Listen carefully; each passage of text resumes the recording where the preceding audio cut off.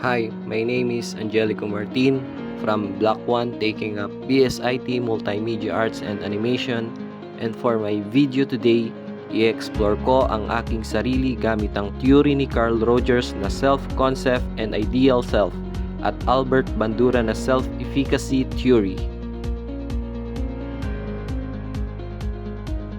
First ay si Carl Rogers, self-concept and ideal self theory.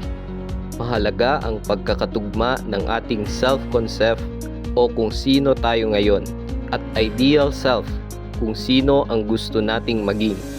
Dahil magkakaroon ng congruence, mas magiging buo at kontento ang pagkatao natin kapag malayo ang self-concept sa ideal self.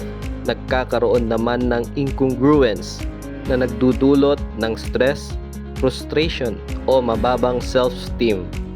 Ngayon, paano ko nga ba ito nai-apply sa aking sarili? Minsan, nakikita ko ang aking self-concept bilang isang estudyante na matyaga at determinado sa pag-aaral. Subalit minsan, nahihirapan ako na mag-manage ng aking oras at hindi ko nagagawa agad ang mga dapat kong gawin dahil sa aking pagkapagod. Ngunit, sa kabilang banda, ang aking ideal self ay ang sarili ko na puno ng pangarap sa buhay. Kaya kailangan kong tulungan ng aking sarili, lalo na sa time management, upang magawa ko ng maayos matapos ko lahat ng aking mga gawain at higit sa lahat, maging mahusay ako sa larangan na aking tatahakin.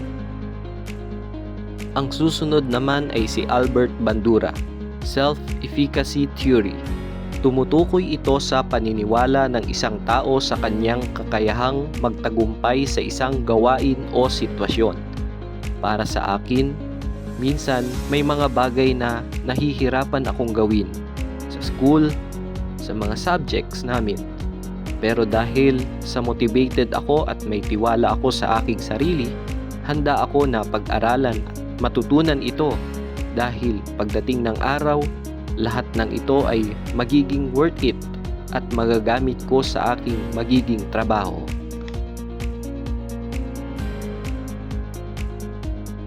Para sa akin, ang dalawang pananaw na ito ay nagtuturo sa akin na kilalanin ang aking sarili, magtiwala sa aking kakayahan at patuloy na magsikap upang maabot ang aking mga pangarap sa aking buhay bilang isang estudyante.